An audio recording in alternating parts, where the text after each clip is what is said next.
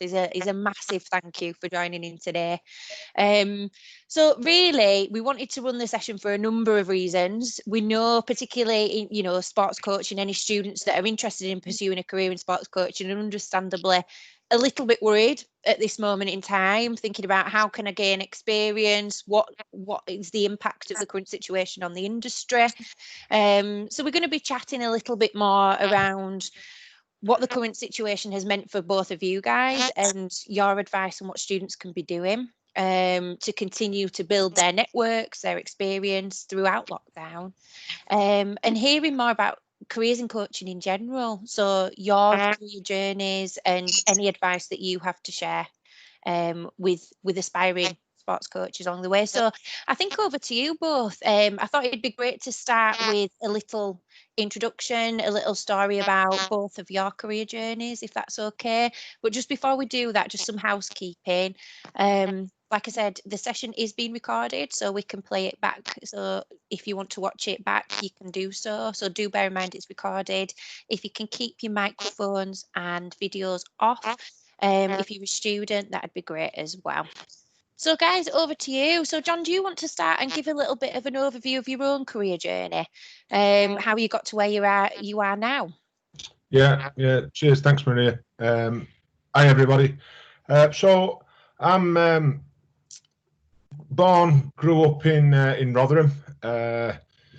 So got into rugby reasonably late, but then rugby started going pretty well for me, and I was fortunate that I was able to go into the game professionally, and had a 10-year professional career playing across my hometown club Rotherham for a couple of seasons, down at Gloucester for 4 years, and then ended up finishing playing with Leeds Carnegie, now Yorkshire Carnegie, up obviously in Headingley, and I made the decision not to go to university as you traditionally might at sort of 18, 19 years old, and thought if I want to go to uni, I could do that later on. Thought I'll give rugby a go, give it a crack as I could, and I'd probably like to achieve a little bit more than I did in my playing career, but I did okay. But unfortunately, I had to retire from playing through repeated concussion in 2012.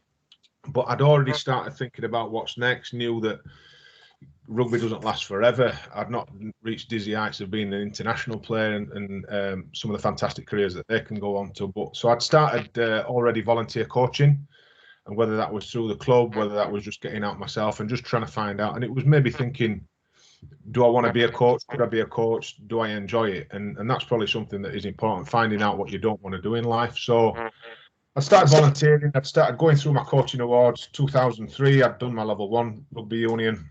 2008, I did my level 2, and then when I had retired, I'd already managed to get on, not knowing that I was having to retire. But 2012 summer, I'd got onto my level 3, and then level 4 I completed in 2017. And they're the 4 levels of coaching awards in rugby union that is much the same across hockey, netball, basketball, football's different, but pretty much same across the national governing bodies in England and the UK. I then, while still playing the last couple of years of my career, 2010, I'd started with Open University, studying sports coaching with those guys. I'd completed 3 years, and I would have had to complete another 3 years with Open Uni, but I had a discussion with the guys at Leeds Beckett, got up there, started my undergrad as went on as a 3rd and final year student for my undergrad in sport coaching with Leeds Beckett, 2014, graduated 2015, and it was from that I'd obviously started building on. I was already working full-time in Yorkshire Carnegie Academy. I was in a position that I accepted a full-time role coaching, and then worked my way up through the coaching ladder at Yorkshire Carnegie Academy from 2012.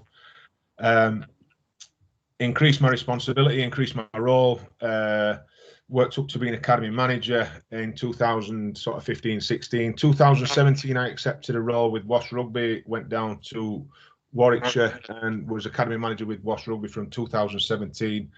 And then December 2019, accepted a role with the RFU as head coach for England under 18s. And it's obviously since December, we were looking forward to having a at what would have been our international window in March and April, but then everything went into lockdown and cancelled. But I started back at Leeds Beckett though as well to do my part-time masters, so I am back there studying. I had to do, like a lot of the students, you guys, I had to finish off the year remotely. I have to finish off the year on Microsoft Teams and Zoom and Skype calls and whatever to get assessments done. But I will be starting back in September or October or whenever we do start back. So yeah, that's probably my professional playing and learning and coaching career.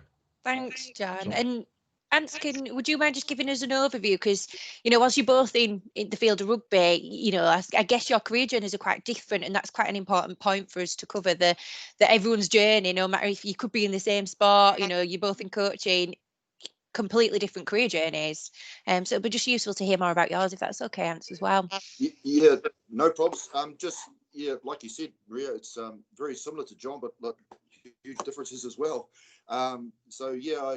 I'm as you can tell from my face, I'm a little bit older than John, and so I was part of the amateur era, and that's when I started playing at the end of the amateur, and it went professional while I was playing. And as you can also tell from my accent, I'm from New Zealand, and every kid's dream in New Zealand is to play for the All Blacks in rugby. And when I realised that wasn't going to be a reality, I was pretty good at rugby, but not quite good enough to be at that elite level.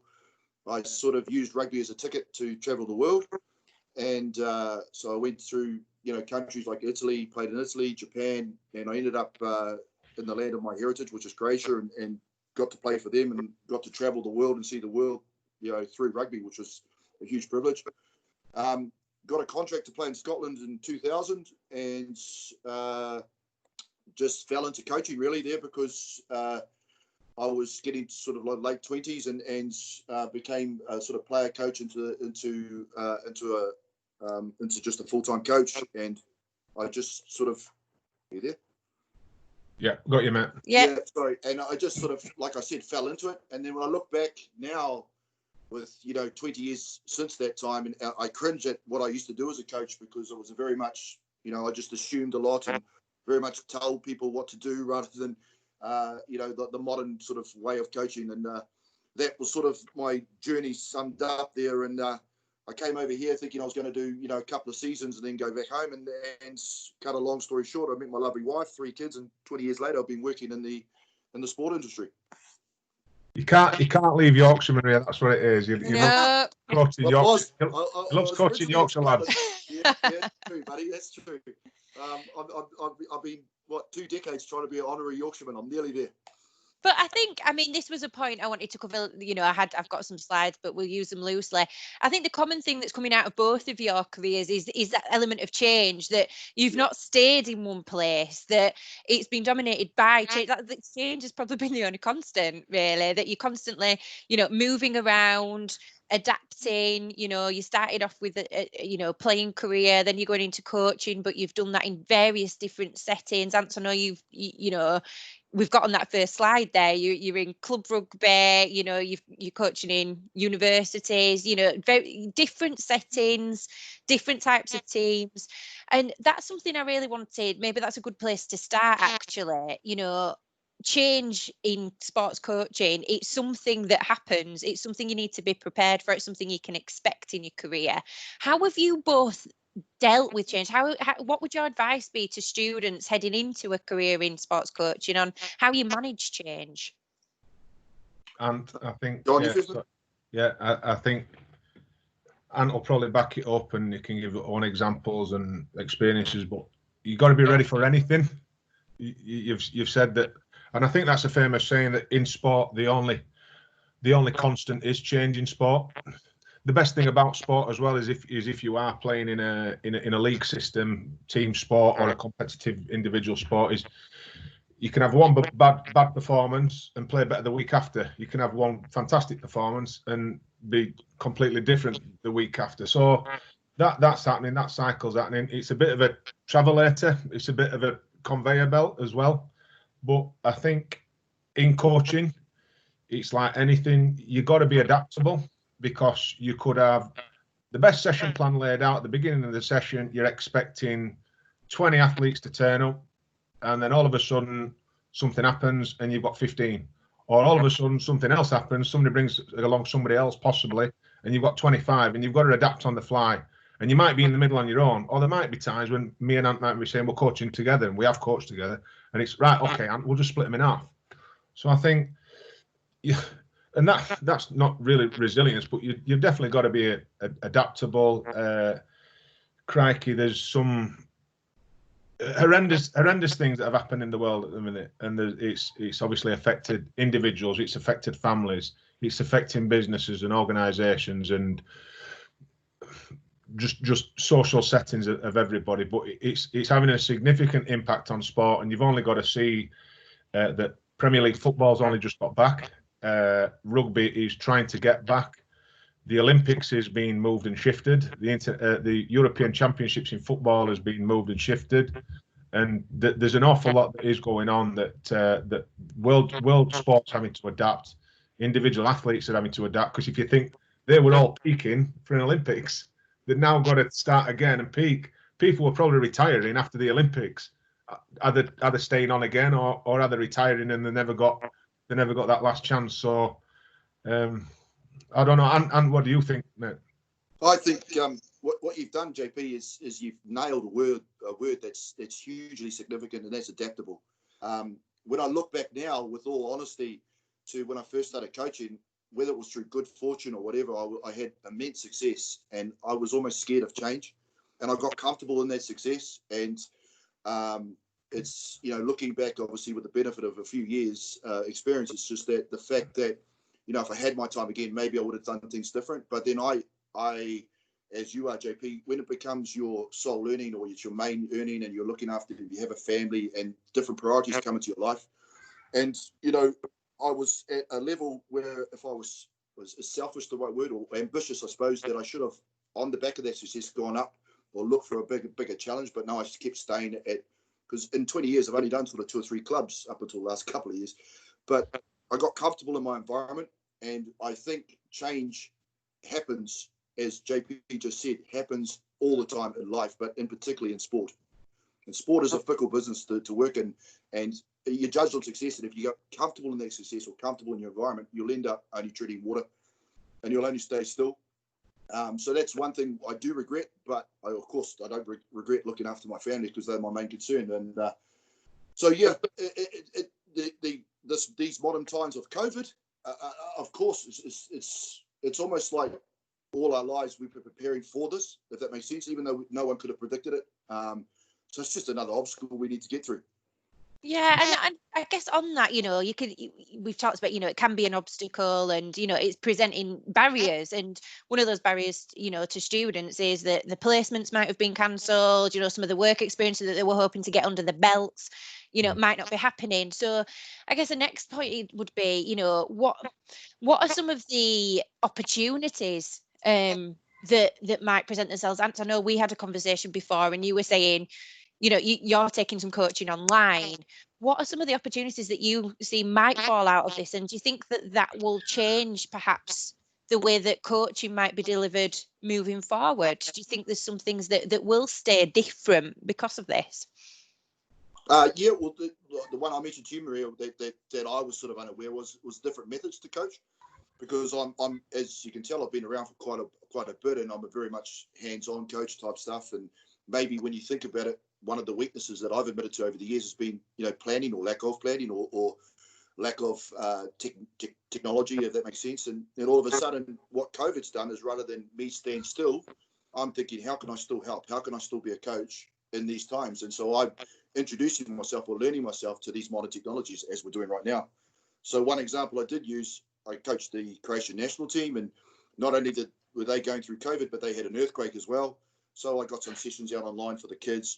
It made me feel better because I was doing something, but it was just opened my eyes to all sorts of ways you can keep up, or different ways, should I say, that you can keep promoting yourself or enhancing yourself as a coach. Yeah, John, I mean, have you got any experience? Has it changed your experience of coaching? Are you doing anything online, would you say? Do you think there are any opportunities that might come out for students once we get back up and running? Because presumably there will be a lot of work to do in a very short space of time when sports are able to get going again. Yeah, and I think we're going to touch on a bit later about what could current students or students just exiting undergrads and postgrads could be doing to enhance their coaching experience and CV. But a little bit like Ant to start off with, how the international age group season runs. It's through the competitive playing season is through March and April. So we were all travelling up to Scotland to train for get together 2 days before, and then play Scotland under 18s on the Sunday the 15th of March. And then we got a phone call. Well, I got a phone call from the Scottish Rugby Union on the way saying, unfortunately, we're having to pull the game. We can't play. Unnecessary travel is allowed. This, that, and the other. And we were ready to go. So I got the squad picked. The guys knew that they were in the squad. They were looking forward to getting capped at England under 18 level, possibly something has been a long-term goal from at the beginning of the season. Might have been a long-term goal since they've been in lower six that they've been building towards. We'd had an outstanding camp at February half term. They were thinking, I've played well for my academy, I've played well for my clubs, I've played well for my clubs and schools growing up. I've got to this point, and there's probably 32 players that would have been capped-ish across 6 under 18 fixtures that will never ever get an England under 18 cap. And then, so for me, the first thing, it's like, well, there's a large chunk of that group that had already signed professional contracts, that they were either going to go into senior academies or they were going to go into first team environments as of the first, probably today, starting pre-season today, they would have done, but that's a little bit different. And it was probably some of the guys who were a little bit later that might develop later and it might push through, or might have just said in their own head, I'm not going to go to, I think we've lost Ant, I don't know. Sorry, man, He's back. Or like some of the guys that might have said, I'm not ready for that step at the minute, or I don't know, I think I could have a better career outside of rugby. But I want to get an England under 18 cap that never ever got it. So the first thing I said that with our coaching staff is, look, we need to get over this with the group. Let's get online with them through Zoom, through Skype. Let's set them some tasks and game learning and game understanding, which is probably an area of development that, because we would have been on the grass so much, we would have been reviewing games, we would have been reviewing as a unit, as a team and individually, but we might not have been looking at it in the depth that we could have done. And we did some role modelling. We looked at senior England games. We looked at other nations playing the game. We looked at pick out a favourite player, not just from England, pick out a favourite player from the whole of the world that you think your skill set is like, or you aspire to be better than. And we just set them tasks like that. And the strength and conditioners were able to keep in touch. Physio was obviously couldn't, because they couldn't assess anybody. You couldn't go and see anybody. You can't do any hands-on. So, but through strength and conditioning, we did what we could do. Education, guest speakers, and then also just touching base on sharing footage with them on a platform that we use, and just getting WhatsApp conversations, Skype conversations, and Zoom that way. And I think off the back of that what that'll allow me to do next season, and then probably the same for what Ant might be thinking when he is, and I know Ant travels abroad quite a bit back and forth for coaching different teams and invitational teams as well. He's like, if I call October half term or February half term next season, I can then get in touch with the guys a week or two before saying, we've got a Skype call 2 weeks before, we can share some footage online, because we know it works now.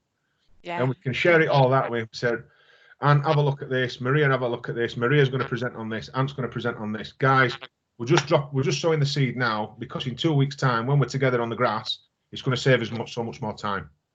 And it might make an outstanding session even better. It might make an okay session very, very good.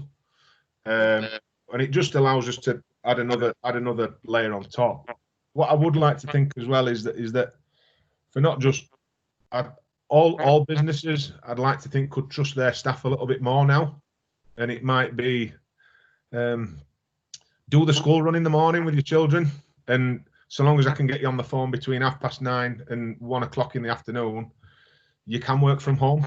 And there's not as many people being rushing into work because they've maybe done bits remotely. And I don't know, so long as you were probably hitting your targets, you were probably hitting your deadlines, you were probably you were performing, I don't think it's probably going to impact anything. I don't actually think you have to physically be in offices. Me and Ant have to be on the grass for a session. Yeah, we do. Yeah. And that's what we love doing. But there might be times when me and Ant can hook up online before we meet for a session. We don't have to meet in a services on the M1 if we were ever coached. That's what a lot of coaches do that end up coaching at national level. Ant will have done it an awful lot, I know, across when you've been mate. We used to meet up at different services or in a pub to organise a county session. So I think there's an awful lot you can take. What you're sort of alluding to there, JP, is that all that adaptability that you've been through, that we've both been through, is we can take the good things out of it. So when we get back to whatever normality may be, we can take the positives out of the situation and learn from it and be better for it, you know? Yeah, I think that's such an important message though for students and soon to be graduates that might be thinking, you know, I've been robbed of my final months at university in some ways, that I haven't had my proper graduation that I'd want to, you know, and it's hard to see the positives in that light and hard to see some of the opportunities, you know, when you've been hit with some of the negatives. So it's really important to cover that. And I think another key message there that you've both touched on is that things haven't stopped. You know, we're on lockdown, but you haven't stopped. It's not so you've just adapted. And I think that's a key message for students, because you know, those students that may have had some work experience cancelled, it doesn't mean you sit back and you don't do anything during this time, because, you know, it could be until December. So I guess another point, you know, I think that's the first slide I had was, you know, what's the importance of getting some experience, you know, I suppose now more than ever. Why is it so important to get that to stand out from the crowd? And why is it important that students stay proactive during this time? I think if we just maybe start off, say we were in a COVID-free world and the guys were either going from second year to third year or they were graduating, but they had a summer before, say they got a job that started September, or they were looking, and I know they would be looking in this period now, is COVID-free world, I would say you've got to coach. If you are in sport coaching or you are in any sort of sport coaching course where you are delivering, you are on grass, you are on a court, you are poolside or whatever, you got to coach, because you've got to experience it, you've got to try, you've got to fail. Ant's gone through a transition of seeing an amateur game to a professional game, starting out as a professional game to now. I've probably come into it when I was one of the youngsters first coming through an academy, and I've only ever known a professional game, but we're a very, very young sport. 25 years old. There's other sports out there that are 150 years old, but you got to get, there's no experience like actual practical experience getting out there. And the more you learn, the more you work hard on that. And then the other thing is, and it might sound brutal, but you are in competition with every single other member that is on your degree course, that is either graduating next year, 2 years, this year, or already graduated, because you might be going for the same job, and sport is competitive because the top end is about winning and progressing. The development end is about progressing and getting up to that level. But coaching jobs are fewer and far between to what playing jobs are, and how hard it is to get into a playing job. But you're all in competition. And if I'm being brutally honest, when I am looking at CVs, the first thing that you look at, and Ant will probably say the same, the first thing you're looking at is, what can this person do now, and what could they do in the future? What can they bring to the party now that might accelerate us straight away, or what skill set have they got that then we can add on top that then they make us even better because they make us even better? And I might see a first class honours degree, but he's never ever coached, and I'm like, that's going in the bin because he's never coached, and it's a coaching job. I got former players send CVs into coaching jobs all the time because they know they're coming to the end, but they expect to get it having played 250, 350 games in the Premiership and 50 caps for England. Now that's outstanding, but it's not a playing job. I'm not a director of rugby giving you a playing contract and giving you a coaching job. If you've got a first class honours degree but you can't coach, I ain't hiring you. I'd rather see a 2-1, and the reason that they have got a 2-1 is because they've spent an awful lot more time on the grass and they've got a bag load of experience, and that. Hey, if somebody's got a lot of experience and they've got a first class honours, he's probably getting the job, and that's that's that. But I reckon experience, and in a COVID-free world. Yeah. I mean, one thing I think JP's nailed it on the head. I'm endorsing everything he said. The one thing I would add to what he's saying too, for advice for young coaches, is the you can't beat, as JP said, the actual coaching and the actual hours, but observe other coaches too, but don't try and copy them. Always try, no matter what sport you're in, just try and get your own message across, and then check for understanding on it and get it. Because if you just go in trying to copy another coach or emulate another coach, you'll never be as good as that coach. So you have to have your own style, and I think that's a really good advice I'd give to a young coach, is that how can you implement your own style on whatever sport you're coaching and get your end objective that way. And it's the how to is the key part of it all. But as JP said, the more hours you're doing, because every time you're out coaching, you're actually learning as well. So the more hours you can do, the better it is. And I think that's... Sorry, Maria. It might be that rather than waiting for the tutors to organise your placement, if you could look at what contacts you've got, look at what contacts you've got on your social media, look at what contacts you could reach out on LinkedIn. LinkedIn's free as well, and even just buddying up with people on LinkedIn, and like Ant says, getting out there. But rather than pigeonhole yourself as a rugby coach at 19, 20, 21 years old, go and experience other sports, because there's lots of skill transfer. And then just seeing different deliverers of how they do it. If you're in a team sport, go and see individual sports. Or vice versa, because if you are a team coach, go and see the interaction between a coach and an individual athlete and the one-to-one attention they can give him. You're not going to be able to do that when you come back to times 25, times 35, or even 42, but you can do it to some level, and it'd be just networking now. There's an awful lot of webinars that are going on. There's an awful lot of seminars that are going on. The hard thing is you can't watch that seminar, take part in that seminar, and then go out on the grass the next day and try it, because we're not allowed on the grass. So it'd just be jotting down experiences, seeing what worked for somebody. Would that fit for me? And when I get the opportunity, I'll try it. Or thinking, I've seen that, I've tried it, I know it doesn't, but I've listened to it again in a different context, and it worked for that person. And I think that JP's brought up another key word there, network. I mean, that was, if I look back, that was one of my weaknesses, was a lack of networking. I was in an environment where I thought, well, this coaching larky's easy.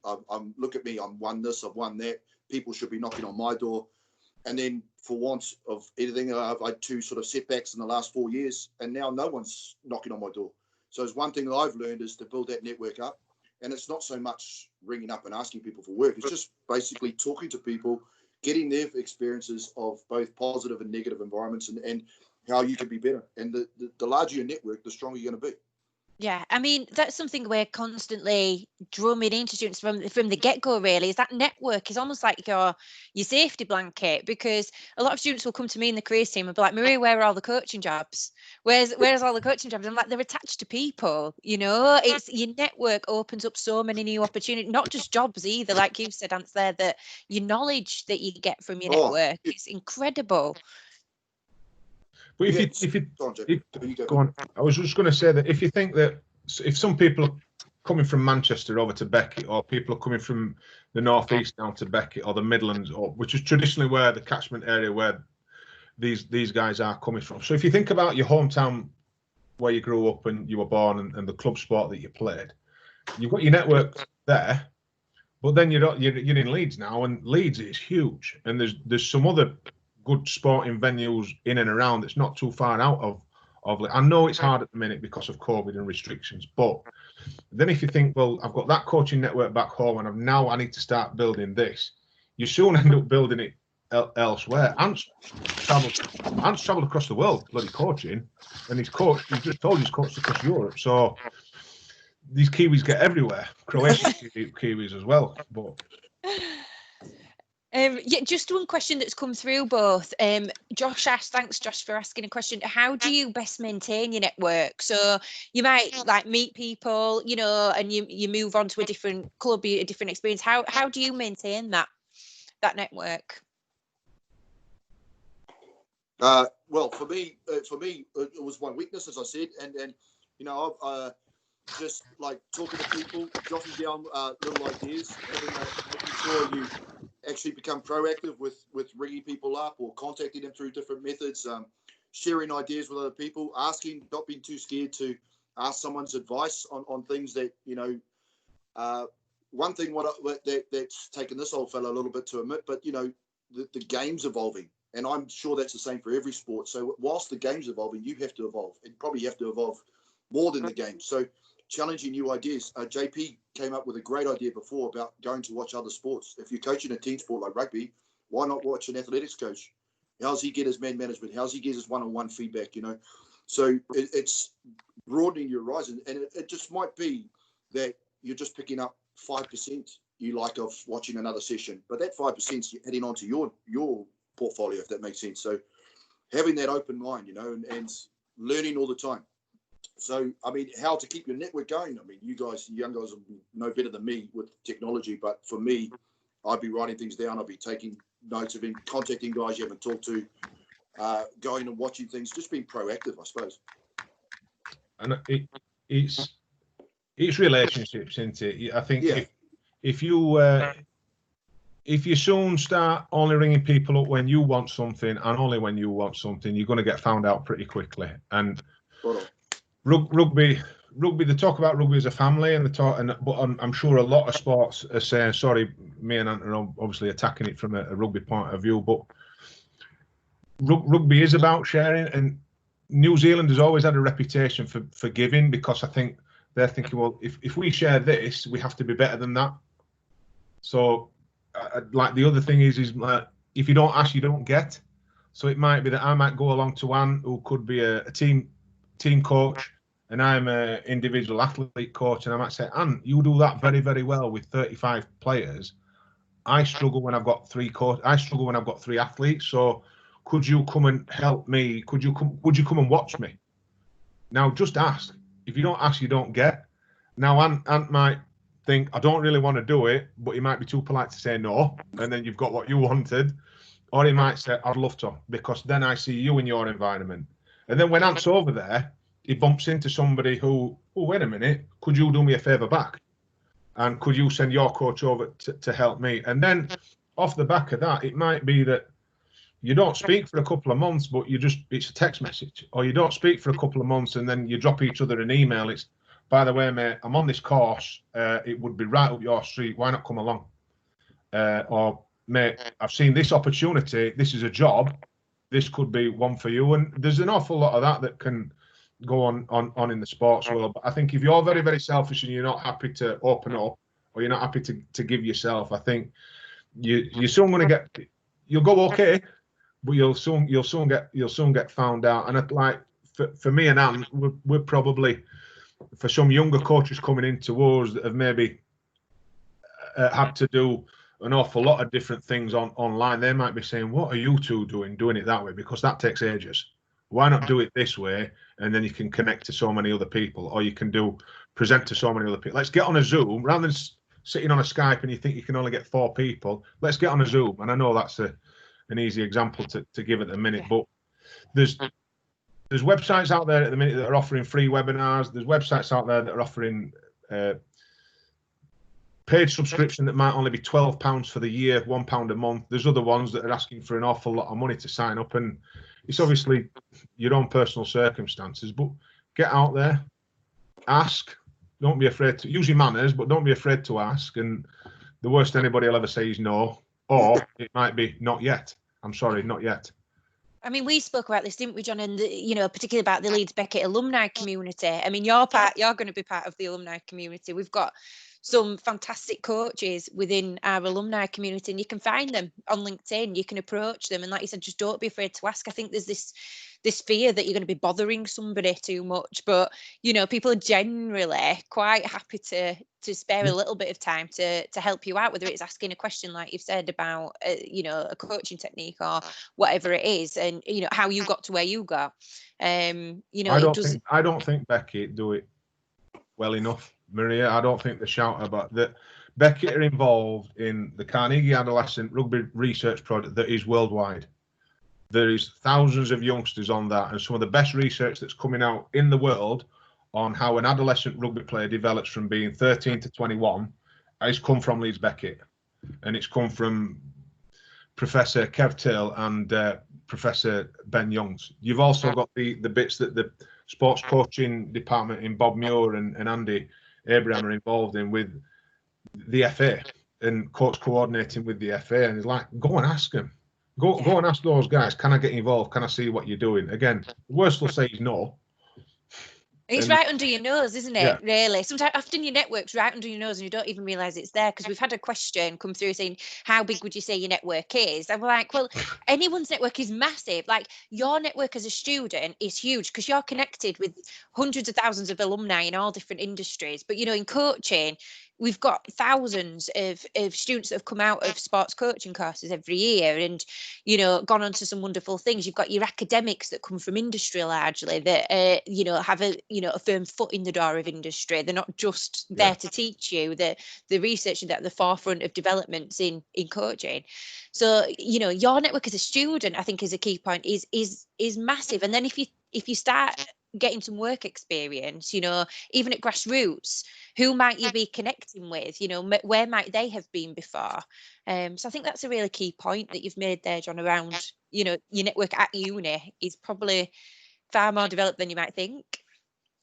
And have a fear of, or I have a fear of having a ceiling. You don't want to have a ceiling. You want to keep learning. Like we said, the bigger your network, the more you keep pestering is probably the wrong word, but the more you keep trying to strive to get better or find out more information, the better you're going to be. If you just stay to yourself and be comfortable in whatever environment you're in, then you ultimately going to have a ceiling, and you don't want to have a ceiling.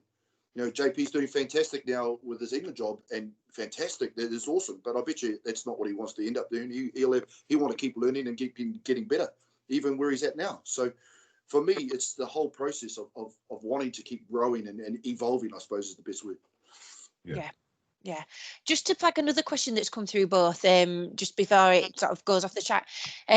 It's about what makes you stand out. So back to that point, you know, we've talked about getting some work experience, building network. You know, if an applicant comes to you, you know, you've said, you know, your CV lands on your desk, you've said the experience is important, but what else, what key skills do you look for, or what else can make somebody stand out, particularly as somebody that's coming out of university perhaps this year or next?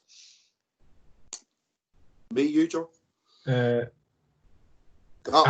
rugby works is, what is it? Is it 6 degrees of separation? You're not that many people away from a celebrity or a world figure. Rugby's even smaller. You know somebody who knows somebody. So I think a big thing is having good people doing good things in the right job, and you want them to bring something to the party. If they bring something to the party straight away, fantastic. If they've got a skill set that you know that is going to fulfill a position and a role and responsibility that then they can grow, fantastic as well. But look, you definitely want to see a bit of a wide range of skills. It might be that actually this person has gone out and they have volunteered and volunteered and volunteered. They've then got a break and they've got a small paying coaching role, or all their coaching roles so far have been volunteered and placements through uni, but they've got the university ticket, they've got the coaching awards they've needed. But I can see that they've worked for a shopping centre and they've been on the shop floor to pay themselves through you. And I'm like, bloody hell, look at it. This person's driven. This person wants to be here, rather than a person that might have, they've done well at this, but they've only ever accepted a position if it's paid. And crikey, national governing bodies and sports teams and sports clubs and sports organisations should be paying for experts. And I don't think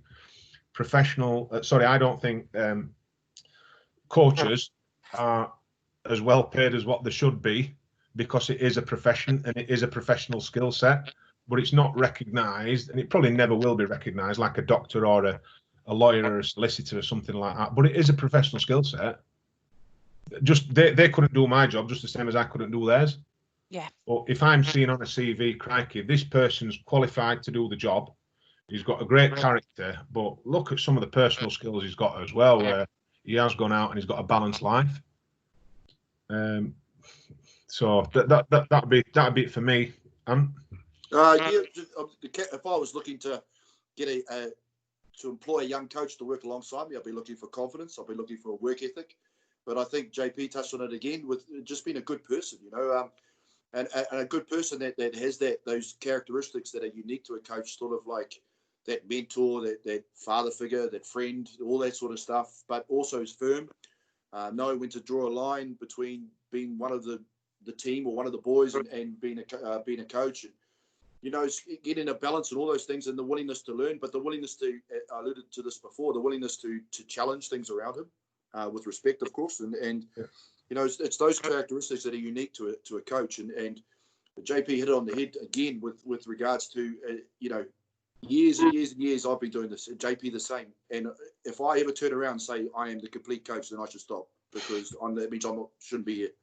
Because there's still things, there's still the environments that I've been in, I've learned from. You know, I've learned so much just in the last, you know, 24 months, with things that, you know, both negative and positive that have happened around me. You know, it's having those controllables, the uncontrollables, and again, we come back to that word adapting. You know, so those characteristics, what you need to see when you're employing someone that's beyond any CV. Yeah. It's those transferable skills, isn't it, that come back, those things that you can't train for in a job. You know, you can train certain things in a job, but you can't train work ethic, you know, and you demonstrate that through your voluntary work, through, you know, showing that you're committed to this and you're committed to your professional development. So that's, you know, I think a strong message, because I think some students will do the placement that's embedded in the course and that will be it. But you can see a massive difference between the students that do that as the bare minimum because it's a requirement versus those that keep chipping away, like you've said there, keep chipping away, do voluntary bits here, there and everywhere. Another point. Maria, it might be through that placement though that you get that coaching job for the summer. Yeah, exactly. Or you bump into me or Ant holding a coaching session at that club, and it's like, oh, I'm just going to stay behind for an hour just to watch. Do you mind if I stand at the sideline? I'm a sports coaching undergrad. No, you might knowing Ant might say, mate, come and grab that bag of balls over there because I need an extra body. Do you know what I mean? But it might be right place, right time that you say, this person's keen. Yeah. And actually, I'm going to stick around because this might help my dissertation. Might strike a lot of fear into a lot of people at the minute, dissertation, but rather than starting your dissertation in September, October, you might be starting now and get it out the way. Yeah. Or it might be, like I said, that placement for 2 weeks, and the guys know when you've only been for 2 weeks because it's represented in that blog that you've written, or it's represented in that report that you've written. It's 2 weeks work. Whereas if you've gone there every Wednesday morning for the past 6 months, it's a little bit different. Yeah, and I think it's like being curious, like you said, what else can I learn from this? So I've taken this placement and I've taken it to do X, Y, and Z, but what else could I learn? What else can I do? You know, asking how else can I help out? You know, opportunities can fall out from that curiosity, I guess. Like we said, you know, whether it's asking a question of somebody, asking for a little bit of extra work, you know, there's a lot that can fall out of that. I guess another question that comes through regularly is, you know, I get asked a lot, where are all the full-time coaching jobs? And I think there's students often don't realise that, you know, to begin with, you're piecing together different contracts. Like, so, and, you know, we saw in that first slide again, you know, I've put about 4 or 5 different jobs of yours. And I think sometimes there's this feeling that unless you've got a full-time contract with one particular organisation, there's something wrong. But it's just the industry. You know, can we talk a little bit around that? Because I think there's a big question about, where do I look for jobs? Where are all these full-time permanent positions? How might a student go about carving a career, particularly one where you're piecing together a portfolio career, a portfolio of different coaching positions? Linked to what we've just been talking about, it's, I mean, a hugely competitive area anyways. So getting that experience and getting that work ethic, you know, I know it's easier said than done, but I've been looking at the job rather than the money first at that age, because it's all about the learning. And if you're going to get to where you want to get in whatever sport you've chosen to coach in, the more hours and the more learnings you have, the higher chance you've got, because as JP and yourself have alluded to, it's a hugely competitive area. So, you know, I'll make no bones about it. As much as I love Yorkshire, this is not my home, and you know, I live here to support my family, and I live here because I work in something I'm passionate about, which is rugby, and I'm fortunate to do that. And I've been through some really good highs and a couple of lows, and so it's about providing for my family, which is the main all and be all. And if you know, the way I do that these last few years have been by doing bits and pieces of jobs, and they all add up to my income. Now, that might sound really cool, but it's not, because it's pretty stress orientated, because I have to support my family. And as I alluded to before, as we all know, sport's fickle. And I've been lucky that for X amount of years I was successful.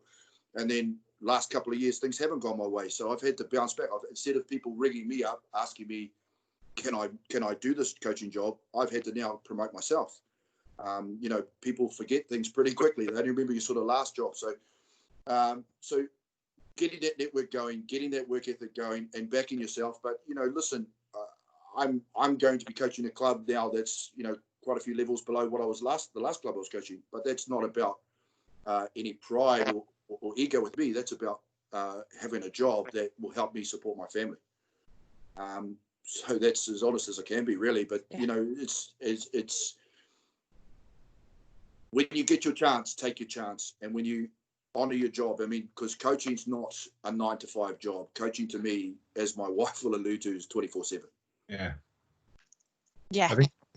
I think when you are in sort of head and lead coach positions as well, what Ant said there, it's pretty. There isn't a you're turning your emails off and you're turning your phone off at 5 o'clock. It's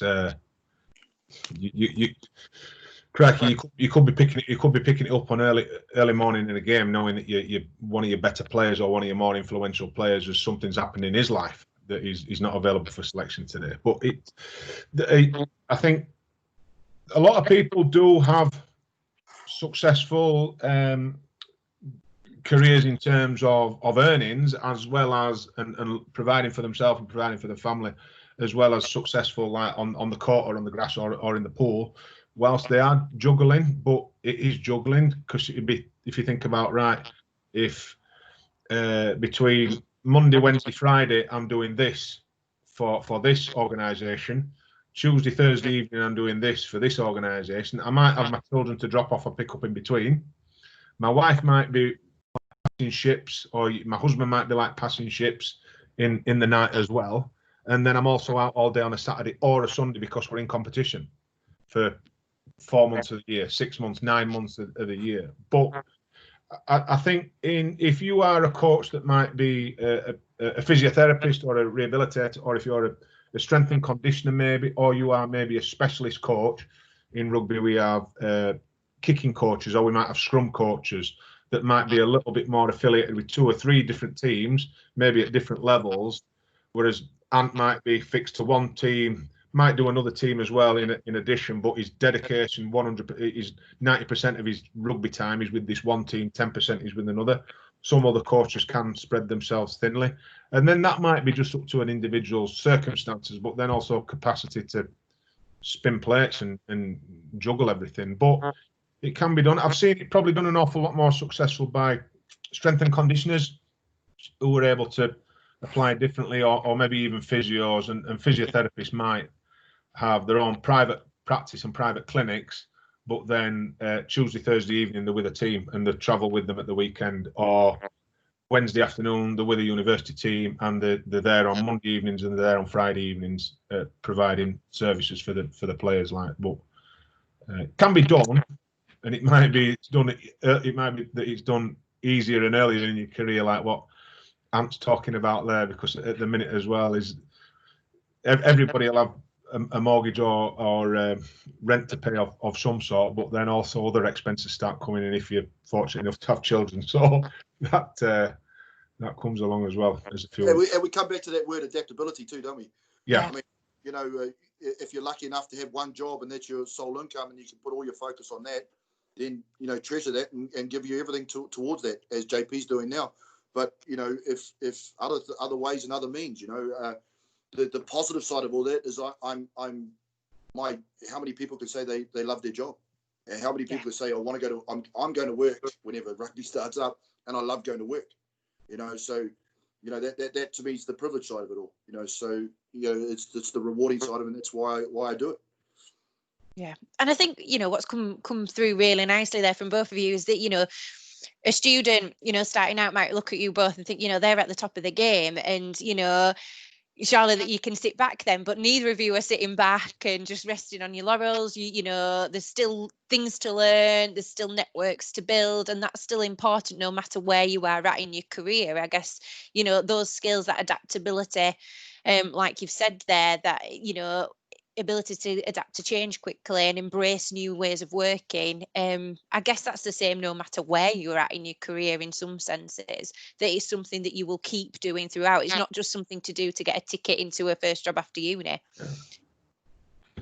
No, 100%, 100%. I mean, I'm just thinking now, as you're talking that, I mean, you know, it sounds all glamorous being, you know, coach of Croatia, of a national team. But, you know, rugby's a minor sport in Croatia, and some of the set obstacles we have when we're traveling or training or preparing or trying to do high performance programs is just ridiculous, you know. And you've got to prepare for everything. And as I think I said this before, as surprised as we all were with the world being hit by COVID, I think, if I can say this, it's maybe slightly naive when I say it, but I think as rugby coaches, or more specifically coaches, we're sort of prepared for it. We're prepared for the unexpected to happen. It's like we expect the unexpected, and we just adapt and think, okay, what's the next best thing? And as JP said, what he was doing with his England boys is that he turned a massive setback and a massive negative of all these kids not getting their debut playing against Scotland and all that sort of stuff, but he turned it into a positive. Just the way he was talking was like, right, we're now doing this, we're doing webinars or feedback on Skype or whatever, and analysing different situations with different players. He turned it into a positive, and I just think that's because he's a rugby coach, you know. I'm just conscious of time, both, and I've got one final question for you that I wanted to just expand on in the last 10 minutes. Do you believe you have a brand? And if so, how do you advertise this? So again, it's, you know, we talk a lot in the careers team around that personal branding. And I guess this goes back to the point around, you know, when you are on work experience, how you behave. Your brand is how you treat other people. I guess it's what you were both saying, that, you know, giving back to people, not just being that person that is take. It's giving back, it's sharing your knowledge, it's sharing your expertise, it's sharing your time. I guess that's part of your brand. But, you know, is it something that you put effort into? What would you say forms your brand as a coach? I think spot on, because I think, as my wife will attest to, I'm 24/7. So for me, I could easily, or it would be easy for our coach, if you could call it a coach, just to go and do, if you look at my sort of 4 or 5 jobs, and just switch off every time you jump in the car or jump in the plane as you leave.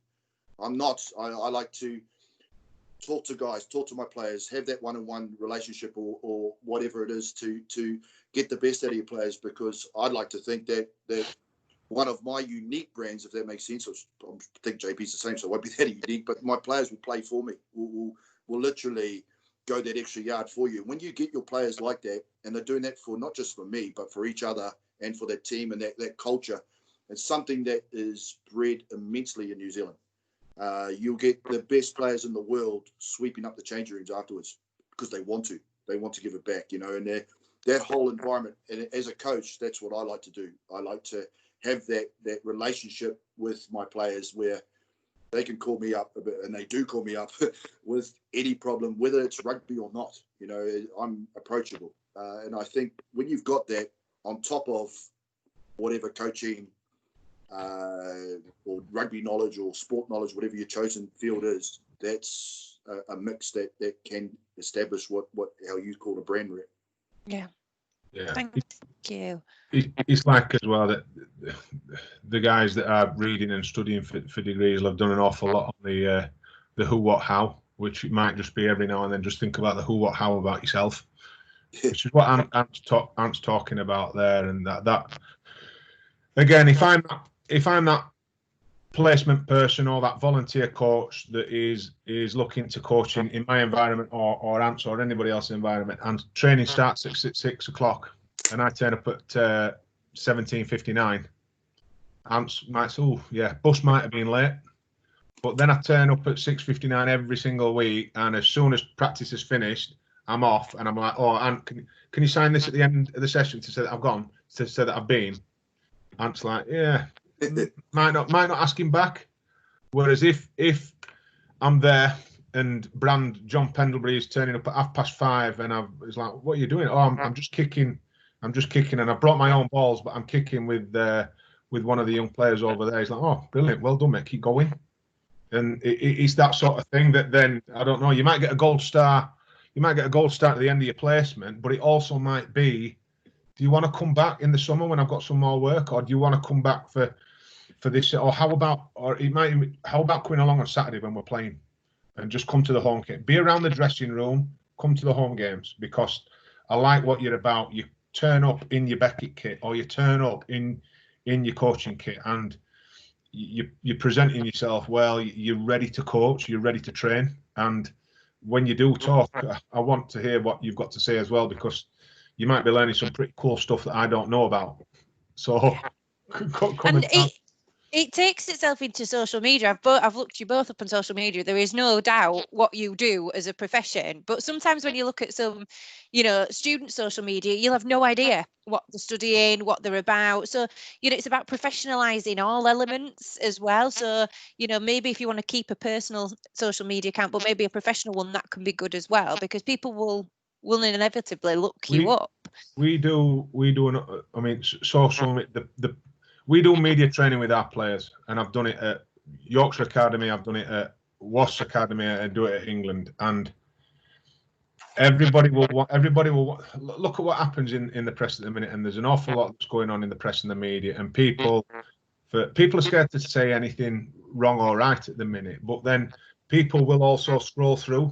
Look at what the papers do. They'll scroll through years and years and years ago and bring up a comment that somebody made, and then it's there. People will scroll through Facebook and scroll through Snapchat and scroll through other bits to find something to say, "I'm not hiring him because this is what he's like if he gets drunk or she gets drunk. This is what she's like in this environment, or this is what he's like in this environment. We're not hiring him." But me and Ant, this is the best coach. This is the best coach for us. And upstairs are saying no chance, because they can't. So that is brand you.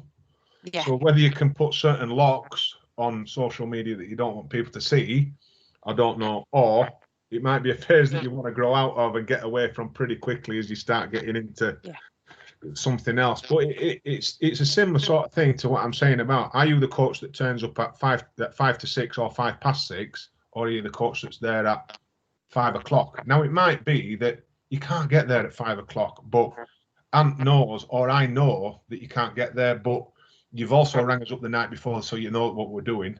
I'm telling you that I'm only getting there 15 minutes before the session, but I'm up to speed on what you're doing straight away. Yeah. Rather than I'm spending 15 minutes with you explaining before that, and you're meant to be helping me help the players. So I guess that's kind of a nice place to at that final point. I promised it will be the final question now, because I've taken so much time of yours lately, and I'm so grateful for it. But the final question would be, what's your 3 top tips for an aspiring coach who's wanting to become an elite coach? I'm first. Me first. You first. Oh, dude. Work ethic, adaptability, and what was I want to use? Come back to me, buddy. Well, mate, me and Ant will do 3 together, mate, because I agree with those, and I would say you might insert your own word, but try, and it might be experience, it might be try a different sport, it might be try a different environment, and go and gain some experience. But you're going to have to adapt. Yeah, always open your mind. I'll tell you, spot on, buddy. So, brilliant. Well, thank you both. Maria, there was one question earlier on. Somebody said, how big's my contacts, or how big's Ant's contact? And I don't necessarily think it says how big it is. It's just maybe the quality or the reach. Do you know what I mean? And by reach, I mean, like, it's not just rugby, or it's not just swimming, or it's not just hockey. It might be that and it might be that I've got one person in football, or one person in rugby, or one person in cricket, but they are very, very good people that can help me at this moment in time, and I try and help them back. So it's not whether I've got 500 or 1,000, because I'm never ever going to talk to 1,000 people. Yeah. So that was one question that I think was answered asked earlier on. Brilliant. Thank you. Thank you both so much. I really appreciate your time. If there's anyone watching, sort of in the future, hello, you can see all the questions typed in the chat box. But I'm sure everybody who's joining us live today would like to express their thanks as well. So yeah, on behalf of everyone here today, big thank you and hope to chat again soon. Take care, everyone. Good to see you.